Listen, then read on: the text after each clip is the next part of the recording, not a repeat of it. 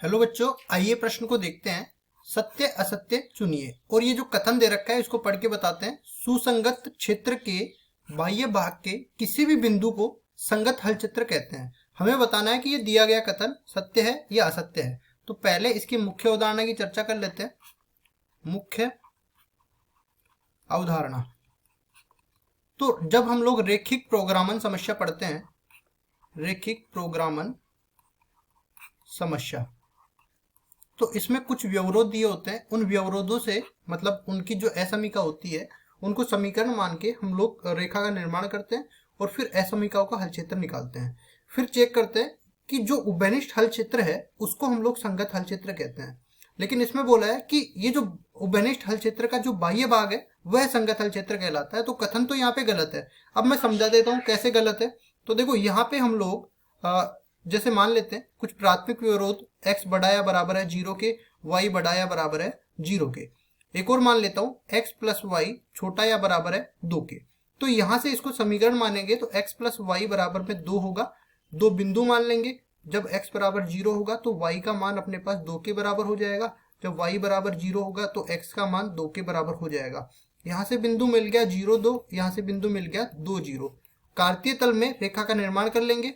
तो देखो, ये अपने पास जो प्रथम प्राथमिक व्यवरोध है ये बताते हैं कि जो भी अपने पास हल क्षेत्र बनने वाला है वो प्रथम चतुर्थांश में आने वाला है।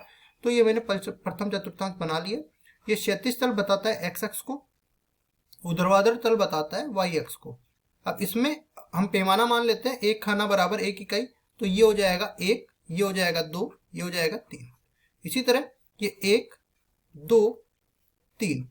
तो इसमें ये प्राथमिक व्यवरोधों से ये x अक्ष के ऊपर वाला क्षेत्र, y अक्ष के दाईं तरफ वाला क्षेत्र और रेखा कह रही है 2 0 और 0 2। तो दोनों बिंदुओं को हम लोग मिला देते हैं तो हमारे पास इस तरह की ये रेखा आ जाती है। अब ये तो अपने पास रेखा बन गई। यहाँ पे समीकरण हो जाएगा x प्लस वाई बराबर में 2। और बिंदुओं को मान लेते हैं, ये a बिंदु है जिसके निर्देशांक 2 0 और ये b बिंदु है जिसके निर्देशांक 0 2 है। अब इसमें देखो, ये अपने पास असमीका थी x प्लस वाई छोटा या बराबर है 2 के।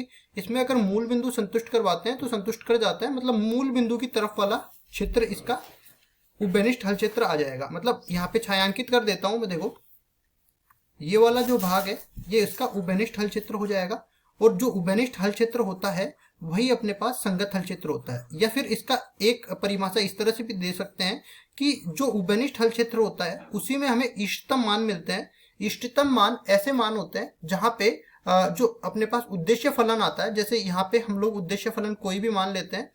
हमने मान लिया z बराबर में 2x प्लस वाई, ये हमने उद्देश्य फलन मान लिया। तो कोणीय बिंदु निर्धारित करेंगे पहले तो, और वो कोणीय बिंदु यहाँ पे किसी ना किसी इसी संगत हल क्षेत्र में मिलने वाले हैं। उन्हीं को हम लोग इष्टतम बिंदु कहते हैं। मतलब इस उद्देश्य फलन में वो बिंदु रखने पर हमें इष्टतम मान, अधिकतम या निम्नतम मान मिलता है। उसी को हम संगत हल क्षेत्र कहते हैं। तो संगत हल क्षेत्र आप यहाँ पे देख सकते हो, इस उभयनिष्ठ क्षेत्र के अंदर ही आ रहा है, बाहर की तरफ नहीं आ रहा है। लेकिन कथन में दिया गया है कि ये बाह्य भाग के किसी भी बिंदु को संगत हल क्षेत्र कहते हैं। तो ये आंतरिक भाग को संगत हल क्षेत्र कहते हैं। तो दिया गया कथन बिल्कुल गलत है, असत्य। ये अपना उत्तर हो जाएगा। आशा करता हूँ ये सवाल आपको समझ में आया होगा। धन्यवाद।